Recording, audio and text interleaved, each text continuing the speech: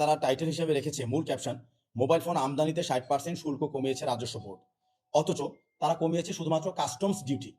Total mobile ফোনের যে tax 58-59%, সেটার ক্ষেত্রে কাস্টমস ডিউটি একটা ছোট্ট অংশ। এই পুরো 59%-এর ভিতরে 25%-এর যে অংশটা, সেই 25%-এর অংশ থেকে তারা 15% কমিয়েছে।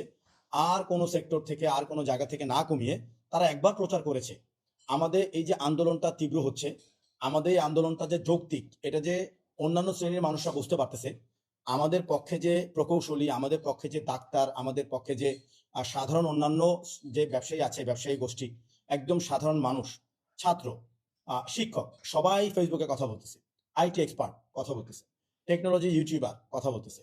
এইটাকে দমানোর জন্য একই মুরগি বারবার জবাই করা হচ্ছে। তারা যে আবার আজকে লিখলো কোন লজিকে, এইটা তো তারা জানাই দিছে আজ থেকেও আরো 7 দিন 10 দিন আগে, এটা তো সবাই জানে।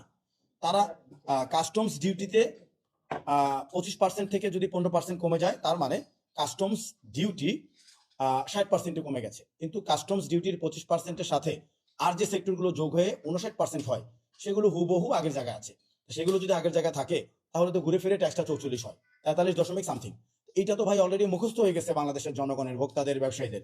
এটা নতুন করে তারা দিল এবং টাইটেল রাখলো মোবাইল ফোন আমদানিতে 60% শুল্ক কমেছে। এটা কি নেহায়ত একটা ফাইজলামি না?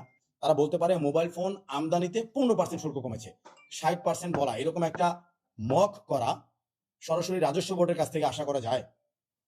দুইজন খুনি ব্যক্তি আমাদের এই পুরো ব্যবসায়ীদের ক্ষতি করার জন্য যে সিন্ডিকেট সম্পূর্ণভাবে অ্যাক্টিভ, তাদের প্রতিনিধিত্ব করতেছে, এটা মানা যায়?